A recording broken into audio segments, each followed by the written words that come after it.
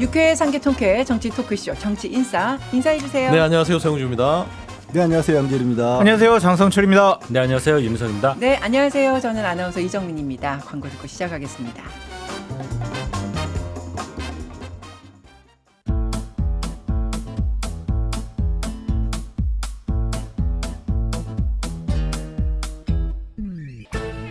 유쾌한 정치 토크쇼 정치인싸. 네, 여러분께서는 정치인싸와 함께 하고 계십니다. 자, 오늘 첫 소식은요. 김건희 씨 1심 이야기를 좀 해보겠습니다. 김건희 씨 1심 선고가 나고 정말 논란이 끊이지 않았습니다. 일단 세 가지 재판이 진행되고 있잖아요. 김건희 특검과 관련해서 그 첫 번째 재판이었고 혐의가 세 가지였습니다. 도이치모터스 주가 조작, 자본시장법 이거 무죄고요. 명태균 씨 불법 여론조사 의혹, 정치자금법 위반 이것도 무죄고요. 그리고 통일교 청탁 금품 수수 이 알선 주제 일부만 유죄로 인정이 돼서 1년 8개월을 선고받았습니다. 검찰의 구형은 15년이었고요. 자, 어떻게 보셨습니까, 결과? 그냥 국민들이 어처구니가 없구나. 이런 분이 어떻게 판사일 수 있을까? 이제 판사의 판결에 대해서 저도 뭐 토론하지 않습니다. 늘 사법부를 존중하는데 사실 그래도 이 재판이라는 것들이 두 가지 원칙이 있는 것 같아요. 그래도 국민의 법상식에서 한참 벗어나면 안 된다. 약간은 벗어날 수 있죠, 법리적으로. 두 번째는 이 판결이라는 게 미래 범죄에 대한 예방 효과가 있거든요.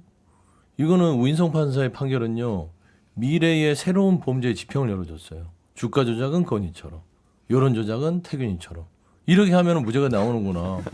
이제 대놓고 신정수법이 용인이 되는 거예요. 네. 저는 그런 차원에서 어처구니없는 판결이다. 이건 이제 하나하나 뜯어보면 말도 안 되지만 가장 저는 경악스러웠던 것들은 공천 개입 과정에서 명태균 씨 이게 공천과의 연관성이 없다.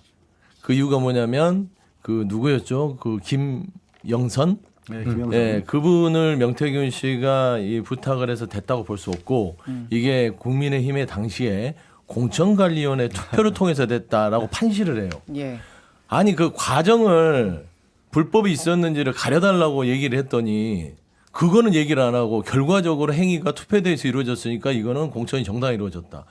이거는 말도 안 될 뿐더러 본인 스스로가 정치권에 대한 시스템을 이해하려고 공부를 안 했다는 측면에서는 아주 형편없는 판결이다. 서영주 양재- 소장님이 예. 저렇게 얘기를 하면 예. 이전에는 제가 당신들은 말이야 헌법상의 가치, 사법부의 독립, 판사의 독립 이런 거를 완전히 망가뜨리는 거다 이렇게 좀 비판을 했거든요. 이번에는요.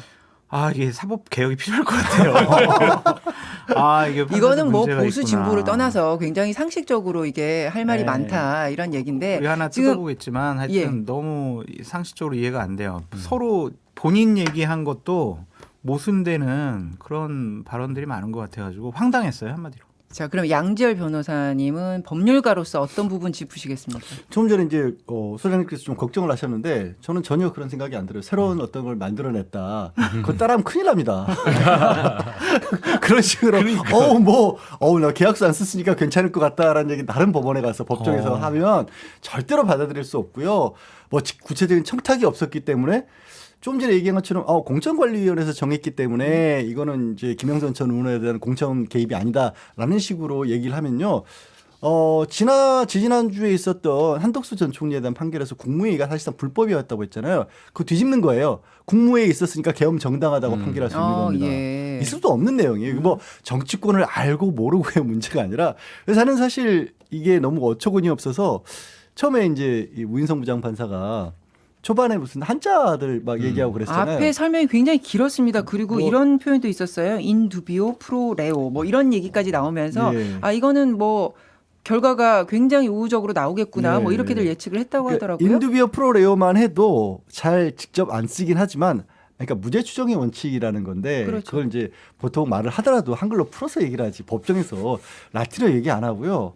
앞에 계속 뭐였지? 무이 블루든가 뭐 이런. 맞습니다. 사자성어도 많이 그래서 등장했고. 제가 연별을 먼저 찾아봤어요. 네. 저보다 어리더라고요. 심지어. 그러니까 저희 세대에 쓰는 말들이 아니에요. 예. 이상행했던 거예요. 본인도 찜찜했던 거예요. 이거 쓰면서도. 저 이제 법적인 얘기 안 할래요. 법적으로 얘기할 필요가 없어요. 해주셔야죠. 아, 예? 굳이 해주셔야 돼요. 법적인 어떤 전문적인 시각이 들어가지 여기서 않아도 혼자 이거는 변호사예요. 상식과 거리가 있다. 해주셔야 변호사 굳이 얘기하자면 예. 기존 판례하고도 안 맞아요. 어. 기존 대법원이 밝혔던 판례하고도 대표적으로 도이치모터스 주가 조약 같은 경우 뭐 공소시효가 일부 방조가 인정되더라도 공소시효가 이미 지났다거나 아니면 직접적으로 전체가 개입하지 않았다거나 이런 부분인데 이런 거 이제 주말이니까 우리 영화 액션 영화 같은 거 많이들 보시잖아요. 예. 그럼 은행을 털러 간다 그럼 범인들이 역할을 다 나눕니다. 그래서 누구는 은행에 총 들고 들어가고 누구는 밖에서 차 방 대기시키고 보고, 예. 누구는 해킹해가지고 CCTV 끄고 이런 거 하잖아요. 예. 다 공범이라고 하잖아요. 그렇죠. 그렇죠. 근데 우인성 부장판사의 그날 판결에 따르면 다 같이 은행에 들어가지 않으면 공범이 아니다라는 판결을 내린 거예요. 예, 그런 식의 그러니까 앞서 말씀드린 것처럼 이걸 굳이 변호사라고 물어보시니까 기능적 행위집이라고 해서 다 같이 역할을 나눠서 했을 때도 한 몸이 돼서 행동한 것처럼 다 범인이다라고 하는 게 기존의 판례인데 우 부장님이 그걸 또 깨셨네요. 아니 그러면 지금 말씀하셨잖아요. 이번 이 선례를 뭐 생각했다가 다른 재판에서 적용하면 큰일 난다. 아이고, 안 되죠. 그러니까 다른 재판에서는 통용되지 않을 법한 그런 선고가 이번에는 왜 나왔다고 봐야 됩니까? 글쎄요, 그건 뭐 판사가 그 얘기를 했잖아요. 자기는 헌법 제 103조에 따라서 재판했다. 그게 103조가 뭐야? 봤더니 이제 법과 양심에 따라 독립하여 재판한다 그거더라고요. 그러니까 자기는 내 어떤 주관 가지고 한 게 아니다 이 얘기를 굳이 또 했어요. 그러니까 아마 좀 문제가 될 거라고 생각을 한 듯도 해요.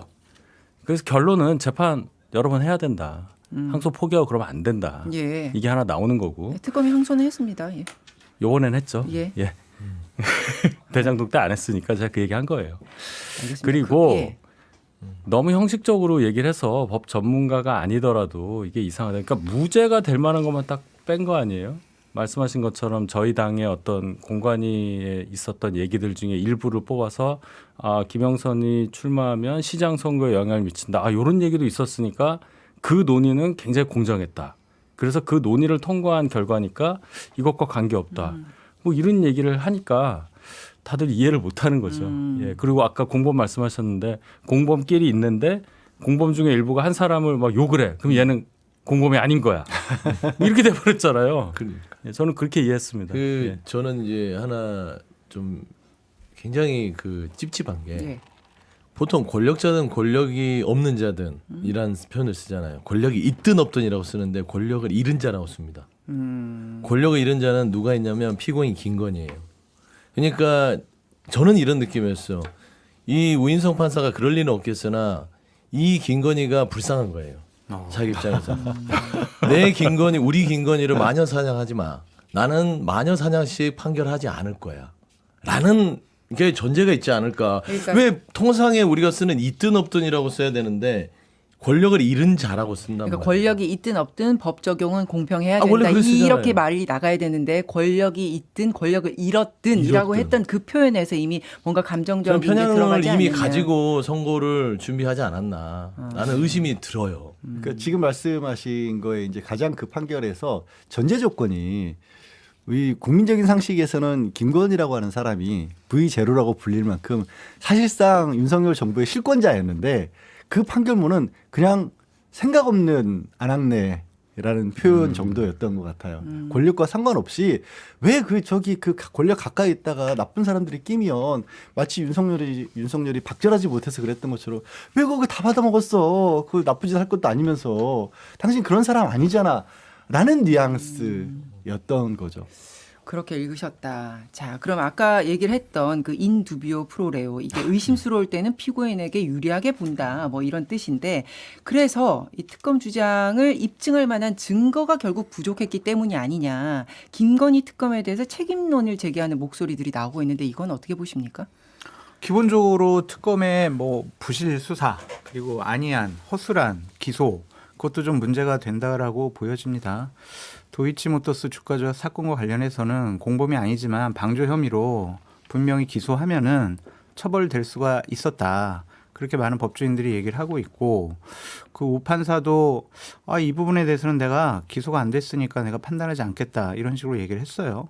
그렇다면 좀 더 꼼꼼하게 했으면 좋지 않았을까. 결국에는 민주인 특검 내에서 중간에 한 40여 명의 검사들이 우리나 검찰로 되돌아가게 해줘. 이런 식으로 얘기를 했잖아요. 거기서 수사랑 여러 가지 공소 제기하는 것들이 엉클어지지 않았느냐 그런 생각이 좀 듭니다.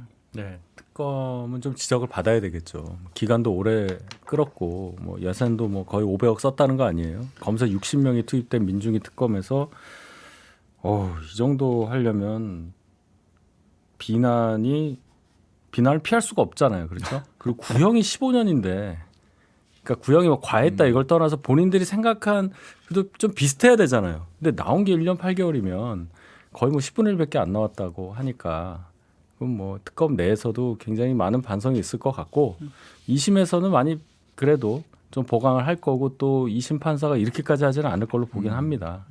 아니 이게 그런 거예요. 김건희 특검 끝나고 나서 우리가 이제 가만히 생각해 보면 특검이 뭘 했나 머릿속에 남는 게 뭐가 있어요? 저는 제일 큰 게 생전 몰랐던 뭐 반클리프 아펠, 그라프, 바쉐론 콘스탄틴 이전에 몰랐던 샤넬 정도는 저도 알았습니다. 많은 국민들이 그런 이름들을 알게 됐고 저는 이 회사들이 특검에 감사패 드려야 될 것 같아요. 실제로 매출이 어마어마하게 들었어요. 심지어 본 회사 매출만 는 게 아니라요. 제가 뉴스에서 정확히 본 건 기억이 어느 정도인지 기억이 안 나는데 짝퉁 상품도 그 브랜드 상품들이 늘었답니다. 그럴 정도의 어마어마한 홍보 효과를 특검이 준 거예요. 근데 특검도 이번에 좀 당황했을 것 같아요.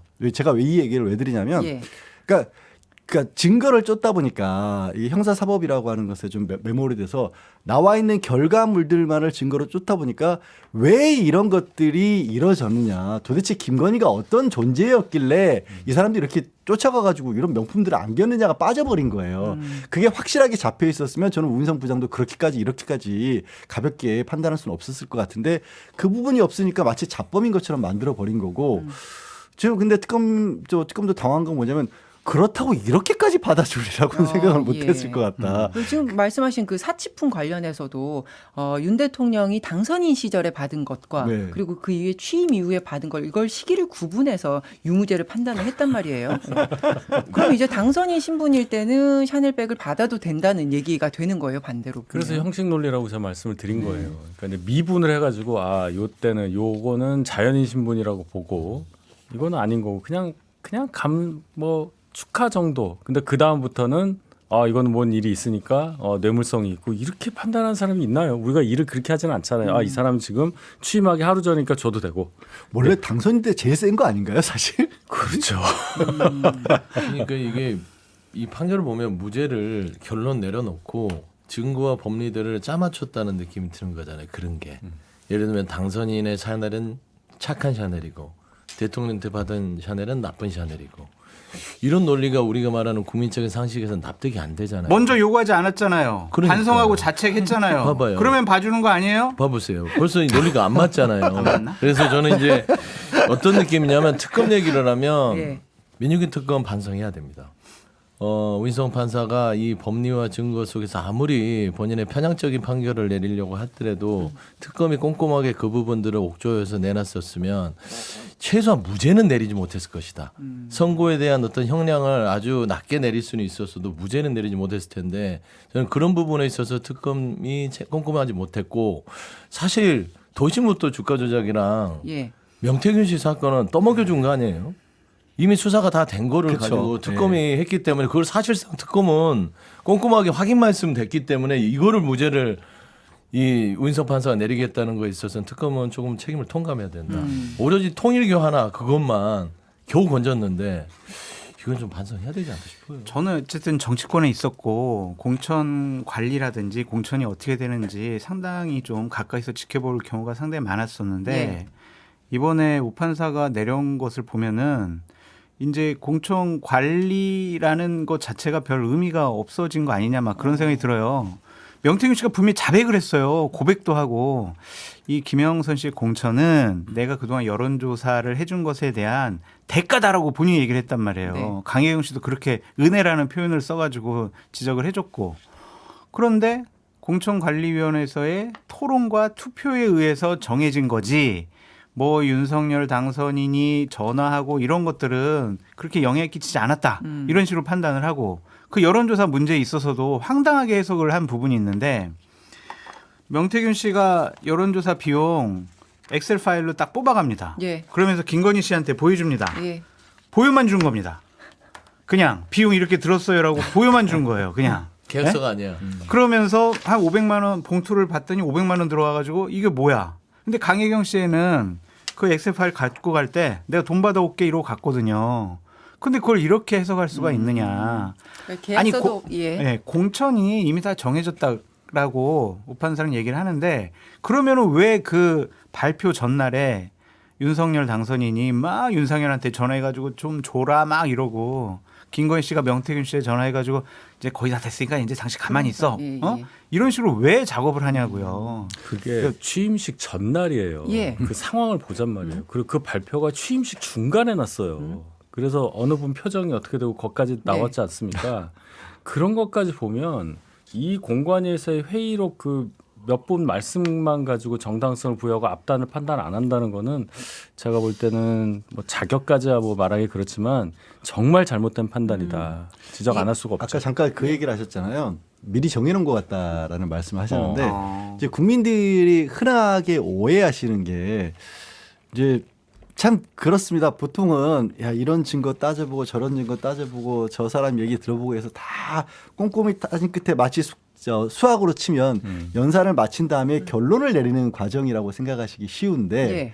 사실은 그렇지 않은 경우들도 있어요. 판사도 사람이잖아요.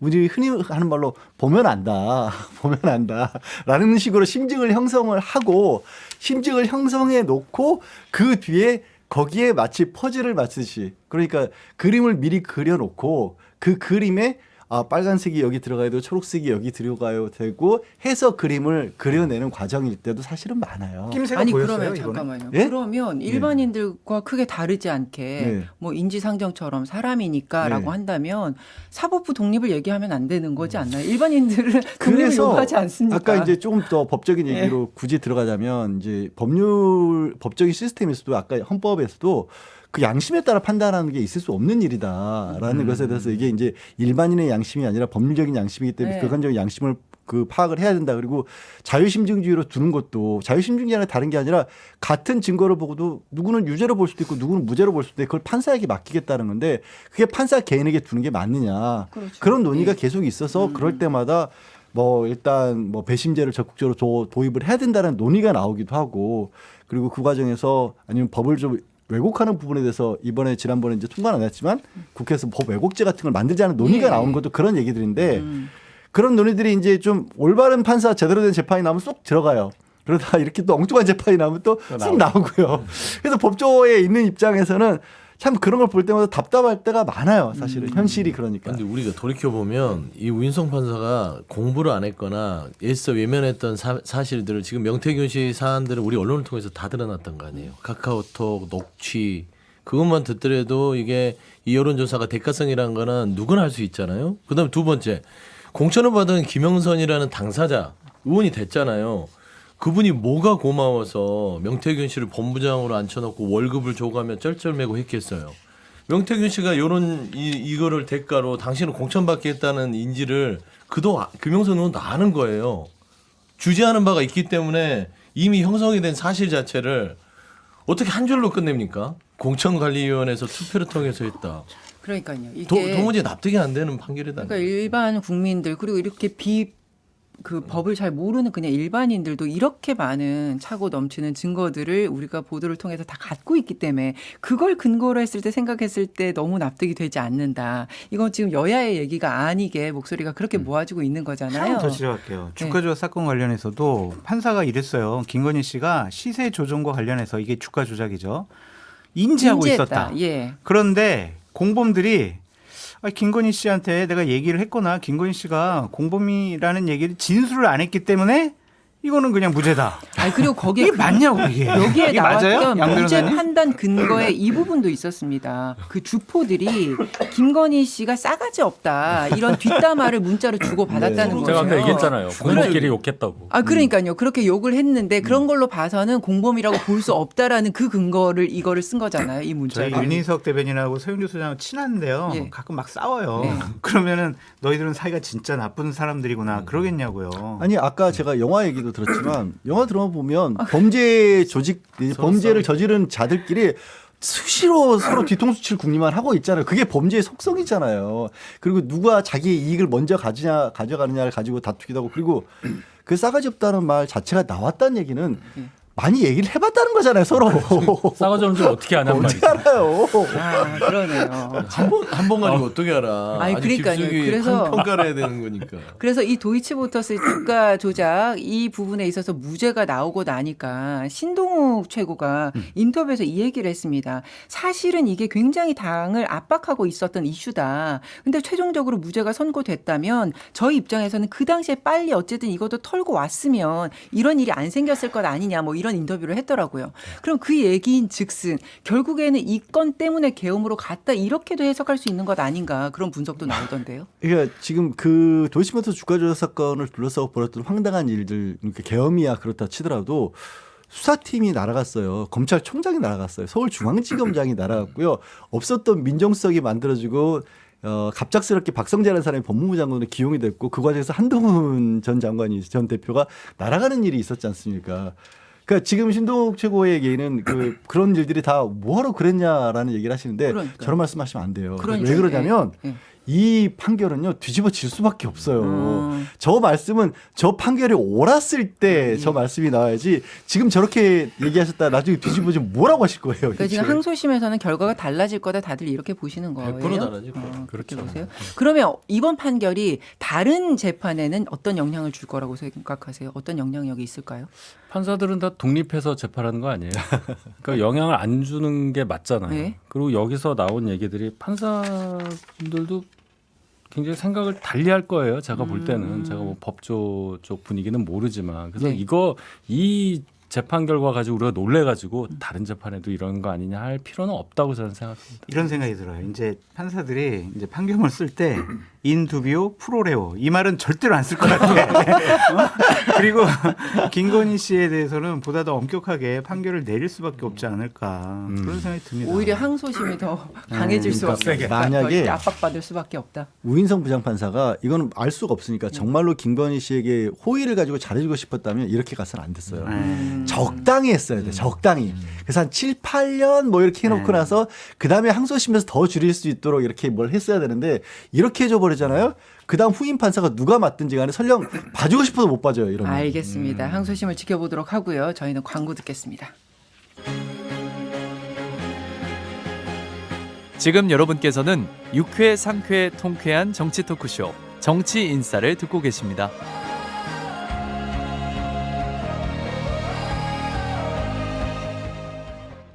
이 김건희 씨 선거와 관련해서 이 부분만 짧게 보고 다른 주제를 넘어가도록 하겠습니다. 그 윤영호 본부장이랑 권성동 의원도 선고가 나왔는데 각각 1년 2개월 그리고 2년 징역형이 나왔습니다. 이건 어떻게 보셨어요? 돈을 주고 받은 부분들을 확정해서 그냥 판단한 것 같아요. 이게 너무나 명확하잖아요. 더 이상 뭐 이거를 계약서를 썼네 안 썼네 하고 이거를 무죄를 줄 수 없는 상황이잖아요. 그래서 저는 권성동 의원 부분은 저는 조금 특검의 수사가 아쉬운 게 이 네. 통일교의 돈이 권성동 의원에서 끝났겠느냐. 저는 국민의힘의 대선 자금까지 수사가 이루어졌어야 되는데 이 부분에서는 좀 특검이 게을렀어요. 그러니까 수사 자체를 더 확대하지 못했던 부분들이 아쉬운데 저는 그냥 깔끔하게 윤영호 본부장과 권성동 의원 사이에서는 뭔가 대가성의 금품이 확실히 오갔기 때문에 이 부분은 뭐 더 이상 일고의 가치는 없다. 네. 근데 이것도 네. 결국에 다시 김건희 씨 판결문으로 돌아갈 수밖에 없는 게 아니 그 돈은 결국 윤석열 김건희를 위한 돈이었었고 한학자 총재는 이게 그게 잘 전달돼서 만났다는 얘기 듣고 눈물 흘렸다고 하면서 네. 그 아까 얘기했던 목걸이 같은 걸 준비하면서 뭐 국모의 품격 이런 얘기를 했다라는 게 판결문에 나와 있거든요. 본인이 쓴 우인성 부장판사 본인이 쓴 맞습니다. 판결문에 예. 그럼 그 모든 것들이 다 윤석열 김건희를 위해서 만들어졌던 거였는데 중간 전달자인 권성동은 2년인데 최종적으로 받은 김건희는 1년 8개월이에요. 이거 어떻게 해야 돼요? 그러니까 다 같은 재판인데 같은 내용인데 지금 뭐 재판부는 어쨌든 독립적으로 판단을 하니까 지금 이렇게 서로 아니 다른 같은 판결이 재판부예요. 이거는 심지어. 아, 그렇죠. 우인성 판사가 한 거니까. 권성동 의원이 요 뒤에 재판 받았잖아요. 예. 1심 선고 듣고 거의 뭐 이렇게 삐끗했다는 거 아니에요. 옆에서 부축해줬대요. 기사에 나오더라고. 나만 충격을 왜 받은 왜 거지. 나만 그럴만 하죠. 본인은 아마 난 풀려나나 보다 이렇게 생각할 수도 앞에 있어요. 1년 예, 8개월이니까 예. 본인이 뭐 검사를 15년 했으니 네. 아 그러면 했는데 2년 딱 하고 이렇게 딱 충격받아서 휘청했다고 하더라고요. 그러니까 재판을 받는 당사자들도 이 앞뒤 맥락이 맞지 않아서 그렇죠. 더 큰 충격을 받았다. 사법개혁을 좀 해야겠다는 필요성을 또 느껴요. 오인성 판사를 보면 제가 지기현 판사 2라고 얘기를 하거든요. 네. 이제 구속 취소의 그 이 사유 자체도 황당했었어요. 그때 내란 수계를 풀어주는 그때 온 국민이 놀랬잖아요. 그 논리도 정말 뭐 말도 안 되는 거였고 바로 이제 현장에서 원점으로 돌아가서 다시 돌아가는데 결국에는 윤석열만 풀어주는 그런 판결을 내린 사람이 지기현 판사예요. 근데 오인성 판사가 지기현 판사의 뒤를 이어서 또 이런 사법부의 신뢰를 무너뜨리는 판결을 했단 말입니다. 그럼 결론은 뭐냐? 저는 뭐 다른 재판부에 영향을 미치는 것까지는 모르겠어요. 독립적이니까. 하지만 사법부의 개혁은 반드시 필요하겠구나라는 국민들의 어떤 여러 가지의 요구 사항은 높아질 것 같다. 뭐 김건희 뭐 권성동 의원 관련된 판결을 보고 윤석열 전 대통령이 상당히 후회했을 것 같다. 도이치 주가 조작 사건 그리고 뭐 명태균 씨 사건 다 무죄 나왔잖아요. 내가 왜 불법적인 비상계엄을 했을까? 그런 후회가 지금 밀려오지 않을까 그런 생각도 듭니다. 네, 그런 맥락의 신동욱 최고의 인터뷰였고요. 네, 알겠습니다. 자, 이제 주제를 바꿔서 여권 이야기로 넘어가 보겠습니다. 고 이해찬 전 총리의 발인식이 어제 국회에서 있었고 이후에 연결식도 이루어졌습니다. 지금 여권에서는 김민석 총리와 정청래 대표 간의 미묘한 신경전 이런 초점을 맞춰서 기사들이 계속 나오고 있는데 어떻게 보고 계십니까? 이게 뭐 민주당 내에서는 사실상 그 두 정치인들의 정치 행보에 대한 해석이라고 봐요. 이게 그렇게 뭐 특별할 건 없어요. 정치하는 사람들이 헤게모니 싸움을 하는 거에 대해서 신문들이나 언론들이 분석을 하고 김민석 총리가 대권을 노리기 위해서 당대표를 로망을 버리지 않고 있다. 예. 그러면 정청래 대표도 연임을 통해서 본인의 대권을 한번 그려보고 싶다. 이게 사실상 당내에서 정리가 되면 그냥 건전한 정치인 간의 새싸움으로 읽히는 거죠. 옆집의 국민의힘을 보면 이거는 따지고 보면은 이거는 정당으로서의 새싸움이 아니라 반정치적인 행위들이 벌어지고 있는 거 아니에요. 네. 근데 민주당 입장에서는 하나의 권력 다툼인 것처럼 보이긴 하나 그럼에도 불구하고 어떤 정당한 어떤 자기 정치적인 대결? 좀 그 정도로 읽어도 크게 뭐 무리가 없을 거는 같아요. 혹시 서 소장님 정청래 대표 만났어요? 예? 정청래 대표 만났어요? 수시로 보죠. 아 왜요? 이게 이번 주에 그 김민석 총리가 인터뷰에서 당 대표에 대한 로망이 있다 이제 이런 얘기를 했었는데 이건 되게 뭐 아까 지금 말씀하시는 것처럼 정치인으로서 당연히 갖는 그냥 되게 원론적인 이야기인지 아니면 지금 뭐 해석하는 것처럼 뭔가 선언을 한 것인지. 선언한 거죠. 나는 8월달 전당대회 때 당권 도전하겠다. 그거를 공개적으로 선언했다라고 봐야 될 것 같고요. 미묘한 신경전이 아니라 드러내놓고 지금 싸우는 거라고 봐야 대놓고 돼요. 신경전이에요? 아유 이건 엄청나게 지금 갈등과 분란이 있다라고 봐야 될 거예요. 예. 편이 나눠져 있잖아요. 그럼 상당히 이게 세력 간의 싸움으로 비화될 가능성이 높다. 지금은 이해찬 전 총리의 조문 기간이기도 하고 또 이제 지방선거를 앞두고 있으니까 말과 행동이 험해지지 않는 거지. 이거는요, 이제 지방선거 공천 문제와 관련해서도 갈등이 불거질 수도 있고, 지방선거 끝나자마자 이거는 정말 이전 투구예요. 이건 몽둥이로 서로 치고받고 싸울 수밖에 없는 상황입니다. 이거 사활을 걸었어요, 제가 봤을 땐. 이게 뭐 꼭 당권만 관련된 게 아니라 2030년 대선에서 누가 민주당의 후보가 될 거냐는 걸 결정할 수도 있는 큰 줄기. 그것과 관련한 일이기 때문에 말씀하신 대로 몽둥이까지는 모르겠지만 엄청나게 큰 싸움이 일어날 수밖에 없다. 국회에서 또 찍혔잖아요, 핸드폰이. 이제 누군지는 그 언론사에서 밝히지는 않았어요. 누가 보냈고 누가 답을 했고 국회의원이 받았고 국무위원이 보냈다. 그러니까 서로 간에 이걸 커뮤니케이션을 한 건데 조국 혁신당과의 합당과 관련해서 그렇죠. 예. 그럼 이제 미략이 누가 있냐 없냐. 뭐 대충 아시겠지만 뭐 제가 밝히기는 좀 그렇고 이게 내용을 보면 그 미량 얘기가 나왔잖아요. 예. 조국 혁신당에서 뭐 공동대표 해야 되고 뭐 당명은 민주자를 쓰면 안 되고 뭐 이런 얘기 했단 말이에요. 그러니까 미략하고 국무위원 말이 타격의 소재다. 어우 이런 단어는 그러니까 딱 느낌이 와요. 총만 안 운동권에서 많이 쓰던 말이죠. 타격이라는 말. 야구 빼고는 타격이라는 말 쓸 리가 없잖아요. 그 느낌을 풀어서 해주시면요. 이거 공격해야 된다는 거지. 이거 해야 딱 된다는 이 거죠. 소재를 잡은 거고 이거에 대해서 밝혀야 이랬어요. 미락 여부를 밝혀야. 이걸 소재로 공격해야 된다는 거고 받은 사람은 그럼 누구냐? 아 이렇게 보니까 그동안 계속 정청래 대표에 대해서 공격했던 분 중에 한 분이다. 이러면 이제 진영이 그 안에서 또 갈린다 이렇게 볼 수밖에 없어요. 근데 뭐 진영이 갈린다라고까지 얘기를 해야 되는지는 저는 잘 모르겠어요. 왜냐하면 정치를 하면서 그러니까 이 정치인들 같은 경우도 이제 뭐 커리어로 표현하면 다음 스텝이 다 정해져 있지 않습니까? 예. 갈 수 있는 곳들이 올라가면 올라갈수록 좁아지는 건 어느 사회단체나 마찬가지고 특히 정당은 권력을 차지하는 게 목적인 게 정당이에요. 예. 그 안에서 자기의 권력을 추구하는 일을 하지 않는다라면 그것도 정치가 아닌 거고. 근데 이런 일이 있으면 사실 제가 저는 직접적인 정치를 해본 적이 전혀 없고 앞으로도 그럴 생각이 전혀 없긴 하지만 진짜 당사자들보다 주변의 언론이라든가 아니면 그러니까 지지를 한다라고 하신 분들끼리 여기에 또 과몰입해서 그런 현상들을 만들어내는 일이 더 많은 것 같아요. 막상 정말로 그분들끼리 큰 갈등이나 반목이라든가 아까 얘기하신 것처럼 무슨 몽둥이를 드는 경우는 저는 거의 본 적이 없어요. 예. 몽둥이는 국민의힘이 들죠.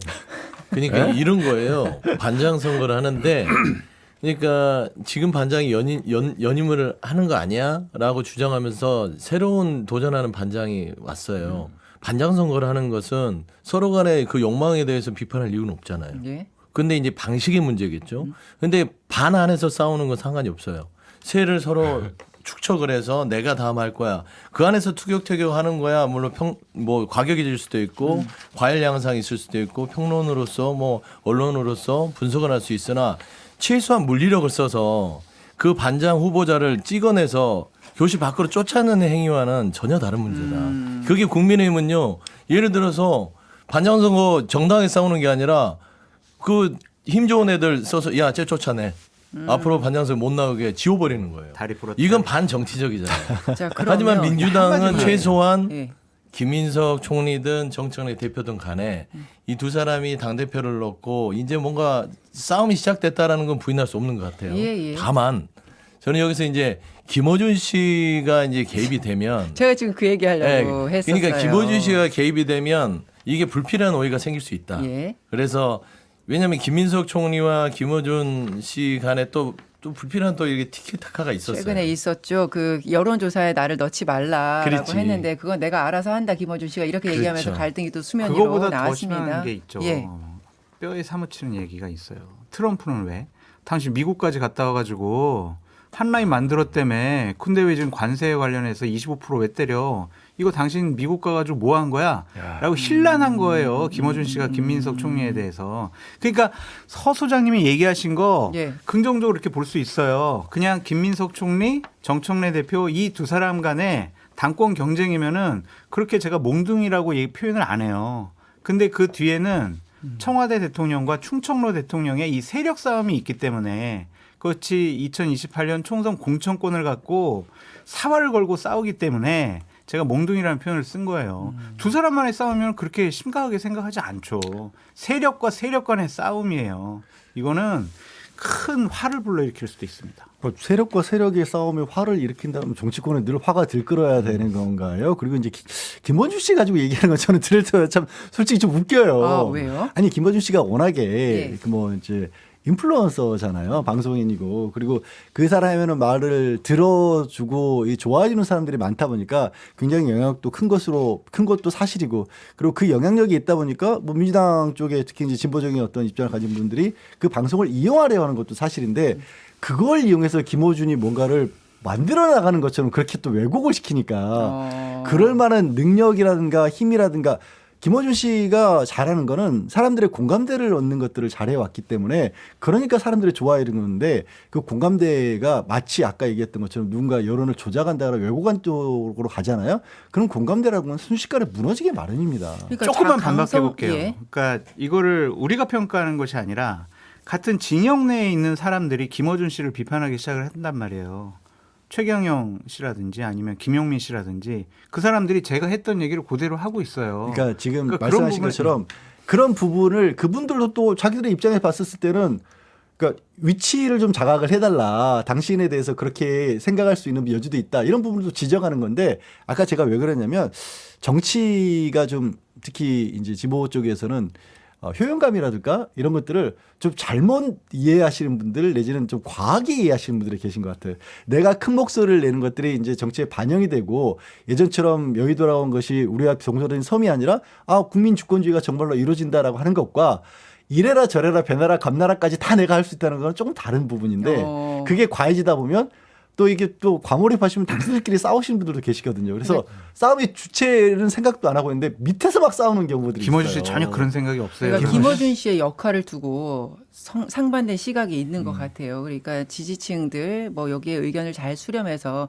이거를 공론의 장으로 풀어내는 역할을 하고 있는 것이냐. 또 한편에서는 아니다. 아예 강성 지지층의 목소리를 네. 견인하고 있다. 뭐 이렇게 보는 거잖아요. 네. 그래서 야권에 고성국 씨가 있다면 아유, 근데 근데 그렇게 가시면 곤란한 게 예. 고성국 씨 얼마 전에 지금 윤리에 가셨나요? 전두환 오세훈 어제 자르고 맞습니다. 엊그제, 전두환 예. 윤석열은 뭐 사진 걸어야 된다가 거기는 직접적으로 당에 대해서 이래라 저래라는 오더를 내리고 있잖아요. 사실 당이 당원이잖아요. 당에 들어왔다고. 당원이잖아요, 아예 당원이 당원. 됐고. 오죽하면 예. 서정욱 씨가 고성국 씨를 비판하겠어요. 그러니까요. 곧장 아니 잡은 그러니까 거죠. 제가 말씀드리는 요런 건건이가 영향력이죠, 건건이가 영향력. 아니라 어쨌든 그 정도의 영향력을 갖고 뭔가 이렇게 주도적인 역할을 하고 있지 않냐. 요런 시각에 있어서 차이가 있는 것 아니냐. 요걸 제가 질문을 드렸던 우리가 거고요. 지금 이 자리에서 김어준 씨 얘기를 한다는 것 자체가 지금 그걸 염두에 두고 하는 거예요. 그런 거 아니에요? 여기서 그 사람이 이러냐 저러냐라고 얘기한다는 것 자체가 말씀하신 거는 방어하는 입장이고 장소수상 입장은 그렇지 않다는 걸 얘기하는 건데 장 소장님 얘기가 맞죠. 다 그렇게 생각하는 거잖아요. 그걸 반박하기 위해서 논리를 많이 말씀하시는데 대중은 그렇게 생각합니다. 김어준이라는 사람이 뭐 유튜버고 뭐 인플루언서고 다 좋은데 이 사람이 뒤에서 뭔가 하는 것 같고 그러니까 심지어 나오는 얘가 정청래 대표랑 주종관계다. 누가 주냐? 김어준, 종이, 정청래. 이런 얘기를 해도 무슨 소리입니까라는 얘기가 안 나와요. 아유, 안 나오기는요. 제일 황당한 사람은 저도 여기서 이 얘기를 하고 있는 것 자체가 저는 약간 어이가 계속 없긴 방어하세요. 해요. 본인 방어하시면 돼. 본인의 방어가 아니라 제일 얼굴 어이없어할 빨개지네. 사람이 본인일 것 같아요. 아니, 그러면 뭐 일각에서 나오고 있는 이번에 그 조국혁신당과 민주당과의 그 통합 그 설도 그 배후에 김어준 씨가 있는 것 아니냐. 이것도 진짜 얼토당토 안 한 얘기인가요? 기조는 김어준 씨 기조가 합당에 찬성하는 건 맞죠. 예. 그렇게 해야 된다라는 게 이제 일맥상통해서 맞아 떨어졌는데 저는 이제 영향력에 대해서 부인하고 싶지도 않고 그거에 대해서 김어준 씨도 부인하지 못할 거예요.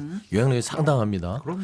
그러니까 이제 그 영향력을 어떻게 잘 조율하느냐의 문제는 이제 그에게 달려 있고 자꾸 정청래 대표가 김어준 씨와 연관으로 엮여 있으면 본인의 어떤 정치적인 지도력에는 손해예요. 분리시켜야죠. 김어준 씨는 김어준 씨의 역할이 있는 거고 정청래 대표는 정치인이잖아요. 거기하고 엮여서 그 새로 뭔가를 한다는 오해를 벗어나야 돼요. 그래서 저는 사실 김어준 씨가 최근에 실수한 것 중에 하나가 김민석 총리의 요구 사항입니다. 여론조사 서울시장 빼주세요. 여론조사에서 이게 나올 총리실발로 것이다. 공식적으로 나왔어요. 예. 그러면 최소한 그래도 대한민국 총리입니다. 국무총리가 정치적인 부분에 있어서 더 이상 거론되기 싫습니다. 양해를 구하면 그 부분에 대해서 알겠습니다 하면 되는 건데 내 마음대로 할게요. 내가 알아서 할게요 해버리면 이게 이제 그 대중들이 보기나 아니면은 이 안에서 김어준 씨에 대한 어떤 영향력 자체가 의도가 있는 거 아니냐 의심하는 세력들은 이게 또 반발로 와요. 그래서 저는 이런 판단들을 좀 잘해줬으면 좋겠다. 근데 그거를 만약에 덜컥 받아들이면 지금 저는 그런 생각이 들어요. 이제 기존에는 이제 이른바 이제 기성 미디어들이 이 미디어와의 정치권과의 관계에 대해서는 오랜 역사가 있고 정립된 이론도 있고 또 사람들이 생각할 때 이렇게 가야 된다라는 예를 들어서 언론사가 어느 쪽 뭐 보수적이고 진보적이기도 하고 언론사가 나서서 주도적으로 이런 캠페인 같은 것처럼 영향력을 이끌어 나가는 그런 관계들도 어느 정도는 좀 정리가 됐는데 새로운 현상이긴 합니다. 이전부터도 뭐 김어준 씨는 굉장히 정치권에서 유명하긴 했지만 과연 이걸 어떤 식으로 받아들여야 될지 그건 약간 이제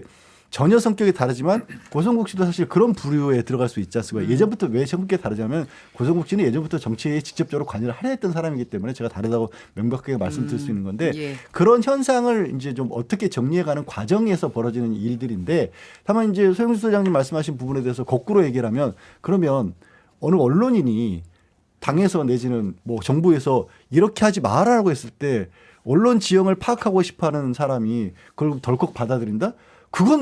그게 자유민주주의 언론의 방해인 거죠. 언론 자유가 그게 없는. 그러니까 제 얘기, 그러니까 무슨 말씀인지 아는데 아니, 너무 아름답게 표현하세요. 그렇게 될 수도 지금. 있어요. 아니 오해를 하면 안 돼서 내가 바로 예, 잡아드릴게요. 예.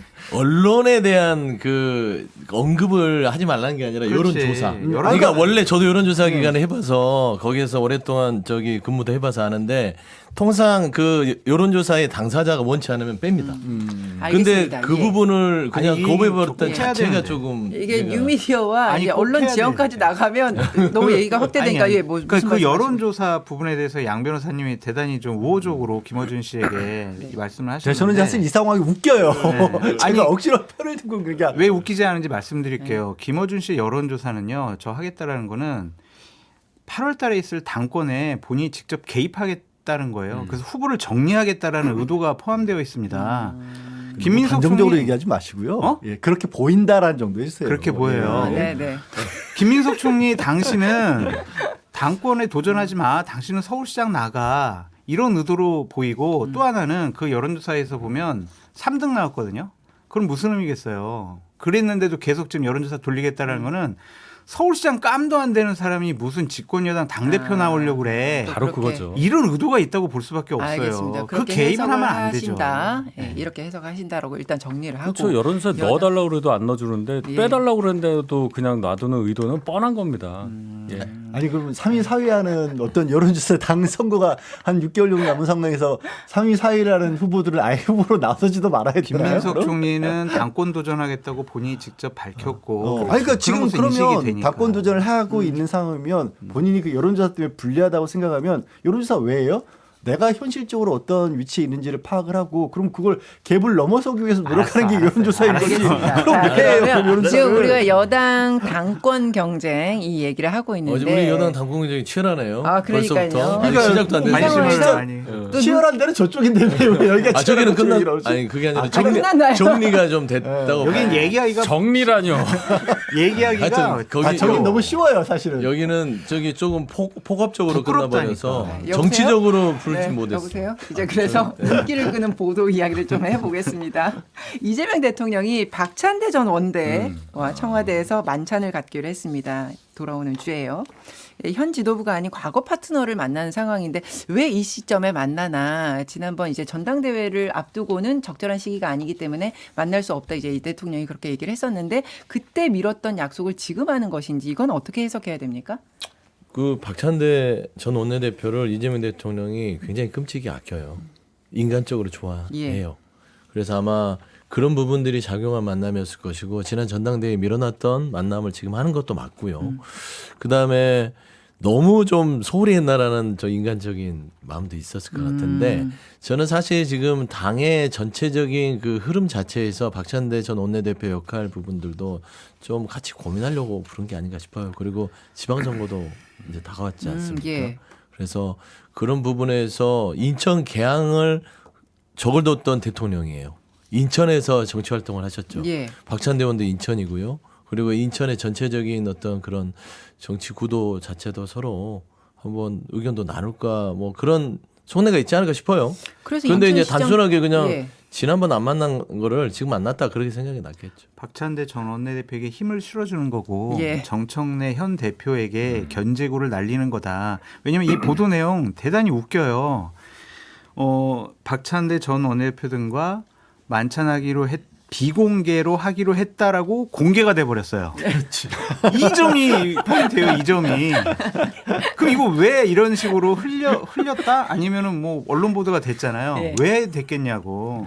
그런 정청래 대표는 견제구가 이건 명확하게 우리가 해석할 수밖에 없다. 지금 지금 구도가 예. 이렇잖아요. 박찬대 정청래 대표랑 1대1로 붙었던 사람 당대표. 그다음에 이제 김민석 정청래 대표랑 곧 8월 전당대회에서 맞붙을 사람. 네. 이렇게 구도가 형성이 되고 뒤에 이 대통령이 있어요. 그럼 정청래는 따로야. 그래서 제가 항상 얘기한 게 민주당은 다 좋은데 지금 얼마나 좋아요. 비극이 비주류가 당대표를 하고 있다는 거예요. 여당 대표가. 거기서 지금 모든 것이 일어나고 있는데 그 비주류 뒤에 김어준이라는 사람이 있다. 이 얘기를 우리가 길게 하고 양 변호사님 얼굴이 빨개진 거 아니에요? 그러니까 이걸 잘 봐야 된다는 거죠. 제가 빨개진 거 진짜 약간 어처구니가 없어서 그런 거예요. 뭐야? 자꾸 이게 해석을 이렇게 했다. 하시니까. 알겠습니다. 근데 이런 예. 해석이 그렇게 크게 비생산적인 해석은 아니에요. 왜냐하면 뭐 국민들한테 피해를 입히는 건 아니잖아요. 예. 국민의힘을 보고 있으면 민주당은 굉장히 생산적인 지금 여러 가지 권력 예, 예. 다툼이 이루어지고 있다. 그러니까 이제 이 장면을 보는 국민들은 궁금한 게 그래서 대통령이 누구한테 힘을 실어주고 있나 뭐 이런 부분들에 대한 해석일 거잖아요. 네, 그렇죠. 그래서 정치권 일각에서는 김민석 총리가 차기 당권 그리고 박찬대 전 원대가 총리직을 이어받는 내각 진출 뭐 이런 임무 교대 시나리오가 거론이 되고 있는가 하면 또 한편에서는 인천시장을 박찬대 전 원대가 나갈 거니까 거기에 대해서 이제 힘을 실어주는 것 아니냐 뭐 이런 각각의 해석들이 있더라고요. 근데 그런 해석을 하는 건 그것도 저는 항상 제가 예전에 이제 언론사에 있었을 때도 우리 기자분들은 꼭 이렇게 요즘에 그런 거 안 하는데 무슨 삼국지 무협지 쓰듯이 기사 쓰는 걸 되게 좋아하시는 것 같아요. 그리고 그 국민들도 예. 정치 뉴스를 소화하시는 분들이 또 그런 걸 좋아하시는 분들도 꽤 많이 있는 것도 사실이에요. 그러다 보니까 자꾸 그냥 머릿속에서 온갖 시나리오들이 막 뛰쳐나와요. 아까 제가 김원준 씨 할 때 무슨 것도 얼굴 빨개지는 그런 거 저는 그런 걸 잘 익숙하지도 않고 별로 좋아하지도 않는데 예. 그냥 입장을 바꾸어서 내가 대통령이라고 생각을 해보면 어떤 식으로 됐든지 간에 후계 구도가 풍성해지는 걸 바라는 쪽이 제일 최고의 시나리오지 내가 이걸 이렇게 찍고 이걸 이렇게 찍고 해서 마치 인형 놀이 하듯이 만들어 나갈 그럴 결을 내지는 그걸 원할까요? 저는 그건 아니라고 봐요. 후계 구도가 풍부해지는 거는 대통령에게 또 민주당에게 좋을 수 있지만 전제 조건이 있어요. 내가 주도할 수 있는, 내가 컨트롤할 수 있는 그런 후계 구도, 후보군들이 많아지는 거는 좋지. 내가 컨트롤할 수 없고 그냥 내 손 바깥에 있는 사람들이 막 튀어나가서 차기 경쟁한다? 이거는요 현재 권력인 대통령이 용인을 안 합니다. 그러니까 김민석 총리의 당권 도전설이 계속 나오는 거예요. 그런 대통령만 모셔서 그런 게 아닌가 싶습니다. 네, 이재명 대통령만큼 후계 구도가 중요한 대통령이 역대 없었다는 것만 생각하시면 될 것 같아요. 권력의 움직임을 보는 재미가 쏠쏠합니다. 재밌어요. 광고 들으시죠. 네, 육개상계 통쾌 정치 토크쇼 정치인싸 오늘 방송은 여기까지입니다. 지금까지 윤희석 국민의힘 전 대변인, 장성철 공론센터 소장, 양지열 변호사, 서영주 민주당 정산근 부대변인 함께했고요. 저는 이정민이었습니다. 다음 주에 뵙겠습니다. 고맙습니다. 감사합니다. 고맙습니다.